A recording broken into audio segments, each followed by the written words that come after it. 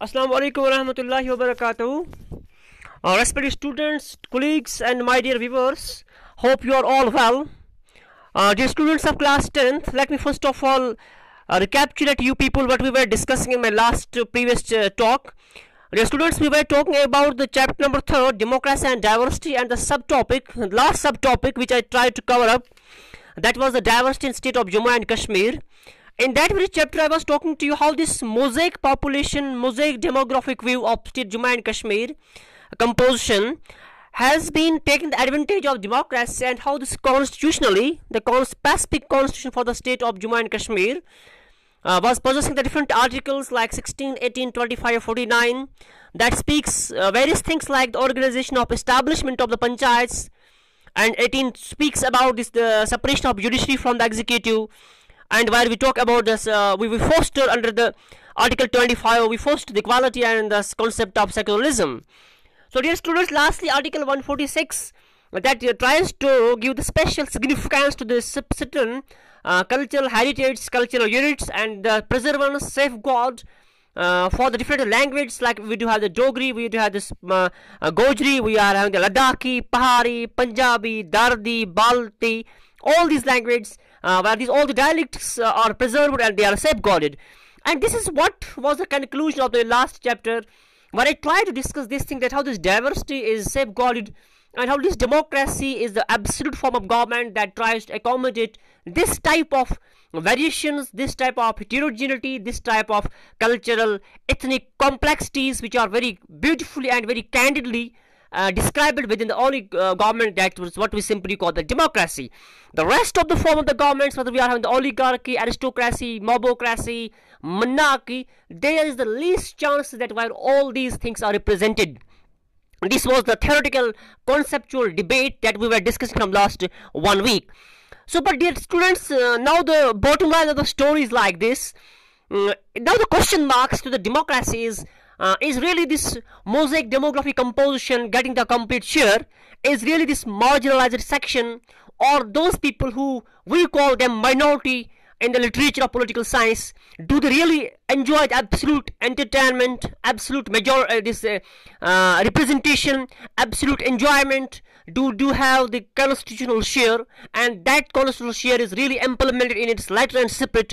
That's really a questionable, that's a question, and that's really a debatable talk to the students of political science, before all the political pundits, and before the all the tutors, students of the political science. But taking into consideration the concept of this flourishing democracy in the South Indian politics, and particularly when you talk about the country India, we can, to some extent, we can say that it's a sign, and it's a good healthy sign to the progressing, prospering majority of India.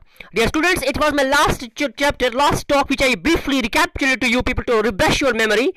So today we are going to talk about the chapter number 4th from the same component of political science, and the chapter is entitled as this gender, religion, and caste. Dear students, it's like this: gender, religion, and caste. We are going to talk about the gender, religion, and caste. And in this chapter, we are going to talk about the certain diversities as well, like gender as one factor, and the second is religion and the caste. We will look to all the three kinds of the social differences that can take the form of social divisions and inequalities. Now we are going to discuss here how this gender, and actually I am going to define these three concepts to you people, but the job which we are going to do, the practice which we are going to do, the concept which we are going to build, that is how this gender, religion, and this caste is going to form the social divisions and inequalities. And these are the three social differences which are very deep rooted in the society of India, what we simply call the sign of the mature democracy. And now let's going to discuss here, we are going to discuss here as well, that the nature of these divisions in India and how it gets expressed in the politics, how these three things, the gender, this religion, and the caste, made its entry within the arena of the politics. Let's continue, dear students. Let me now first of all define these three terms, concepts, gender, religion, and caste to you separately, one by one. Later on we are going to later on I am going to discuss these things from the point of view from the politics, how these three gender, religion and caste made their entry within the concept of the politics, and how concept is played over these three things. But let me first of all make you people understand that what does these terms mean to we people. So dear students, when we talk about the term gender, gender can be defined simply as it's either of the two sexes, male or female, especially when considered with the reference to the social and cultural differences rather than the biological ones. The term is also used by more broadly to denote a range of identities that do not correspond to established ideas of male and female. Dear students, the moment we go to this literal meaning of the word gender as a noun, we can say then that the fact of gender means the fact of being male or female. The fact of being male or female, especially when considered with special reference to the social or cultural differences, not as the biological. When we say something that's socially created, something that's culturally created, when we say that this is a form of hierarchical division, social division seen everywhere, but it's rarely recognized in the study of the politics. The gender, it tends to be understood as natural and unchangeable. However, it is not based on biology but on the social expectations and the stereotypes. It's what I took from your text context, this statement, that when we say that gender is something that is very stereotypical in nature, where it's not biological considered, it is social considered, social and cultural, where it's culture and social is having a direct relationship with the gender. One is called, let's not misconstrue the two terms. One is called the sex, second is known as gender. One is sex and second is gender. What is sex and what is gender? Sex is the biological concept. It is biological nature. Someone is male and someone is female. It's a biological incident, biological episode that took place, someone born male and someone born. But when we try to play politics on it, when we give it a different shape, for example, if we talk about the gender, and when we talk about the gender, it comes definitely to our mind that's female. Because when someone becomes victim of this process, that is socially engineered process, that is culturally engineered process, we can say that it's not biological, it's social and it's cultural in the process, because there is a one notion, one narrative that's in the back of the people to attack a particular group of the people at the cost of their sex, at the name of their sex, what we simply call gender. So gender and sex, these are two terms. One is biologically linked and second one is culturally or socially linked. So that's why we are saying that it's a fact, although it's a fact of being male or female, but especially when we consider with a special when we consider the social and the cultural differences more than than the biological differences. So that becomes our gender. So gender is one factor on which the politics is played among the different countries of the world, taking start from, let's say, beginning from the United States or the first world countries and reaching to the third world countries. And every country will witness the fact that the gender politics is dominating. It's point number first.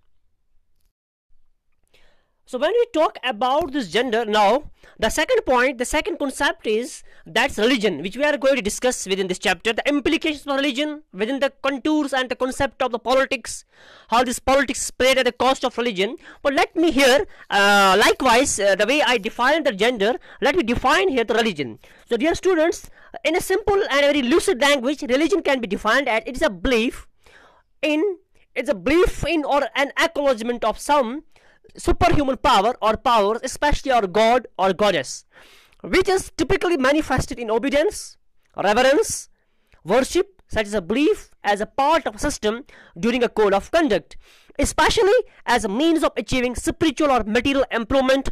Organized religion.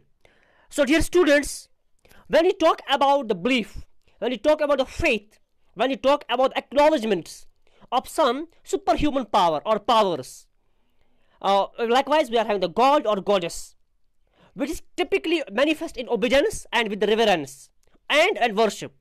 Such a belief is a part such a belief is a part of system defining the code of living. It means the way we try to worship to some supernatural unit, some supernatural agent, where we acknowledge, where we show every power, where we manifest everything in order to make it a code of conduct of our life, what is simply called religion. So if you talk about the some major religious groups of the 2020, this time the adherents of the 2020 year, the followers of the religions of the world this time. So we are having the Christianity at the top. So here is a bit statistics. Here is a bit statistics that figures which I have taken from the Google. Let's see. It's 31.4% is the Christianity. The adherents are Christianity according to 2020 census. Then it comes to Islam, 23.2%. Then it's Hinduism, 15.4%. Then the rest of the religions, Buddhism, Jainism, Sikhism, have the very least percentage. But the predominant one is that is Christianity, that comprise 31.4%. Now the question is, it's not a statistics which I am going to mention here, but I am going to take the one side of the coin, that is this, how this religion becomes the it becomes the agent of politics, and how the people are playing politics at the cost of religions, right? So how the dress code, how this particular ideology is targeted, how it is tagged, how the people are brutalized, how they are killed at the cost of their religion. So these are the different dimensions. Within a couple of days and within a couple of lectures, I am going to discuss with you people. But broadly speaking, regarding the definition of the religion, it's simply a belief or an acknowledgement of some superhuman powers or powers, which is typically manifest in obedience, reverence, and the worship. Right? So this becomes your religion. So the second point, the second subtopic which we are going to discuss within this chapter. Now the third point is that is caste. What is caste? So the moment we are going to define the word caste, it can be simply defined as a noun. It's each of the hereditary classes of the Hindu society, distinguished by the relative degrees of ritual purity or pollution and social status. Like members of the lower caste, a man of the higher caste, a man of the lower profile. Means that caste, it's a hereditary classes of the Hindu society. Dear students, the moment you say it's a hereditary class of a particular society, but here if I talk about Hindu society, that's highly caste dominated, where the hereditary classes determine the things they distinguish by the relative degrees of ritual purity or pollution and your social status. Means if you talk about the Hindu society, that is predominantly based on the four castes. The first is Brahmins, second is Kshatriyas, third is Vishyas, fourth one is Shudras. So they are having the different hierarchical orders. The moment hierarchical order means someone is at the top of the ladder, someone is at the bottom of the ladder. Brahmins, they do have the special stats, high profile people, high stats people, they are at the top, right? And the same is the case when you talk about the Shudras. They are the people who are low stats people, low profile people, low stats people, they at the bottom. So when this distinguishing element that divides the society among the different units on the basis of their hereditary classes, on the basis of their the ritual purity, the degrees of ritual purity, that someone is impure because he belongs to lower caste and someone is pure because he belongs to upper caste. That's almost irrational to speak. But here in India, we still claim that India is caste-ridden, it is caste-dominated system. So dear students, this caste, how this caste is became a concern within the politics, how caste and inequality takes place, how caste in politics plays a game. So these politics is played at the particular caste. This is the thing that we are going to discuss within this coming chapter, right? So dear students, it was a brief mere introduction to explain you people what is gender, what's religion, and what's caste. How gender, religion, and caste, these three social divisions, became the predominant cause of social differences, and the politics is played at the cost of these three agents and these three determinants these three factors, that sometimes the gender becomes the problem, and we can say it's the gender politics. The females are dominated by the male, and the patriarchal section is more dominant over the matriarchal section, right? And the second is when religion is became the problem, where communalism is deep rooted, while communalism politics is played at the communalism, where the this communal harmony is shattered among the pieces, where the disharmony takes place. And last one, that is the caste, where the politics played at the particular caste. We cast our votes for a particular sake because this guy belongs to my caste. This is the group we need to broadly analyze, broadly debatable talk here. We are going to discuss it in a couple of chapters. This is my units and within my lectures. So till then, I will catch you back with my first subtopic, that is how this gender and politics started entry within the world of political science. Till then, take care and all the hafiz.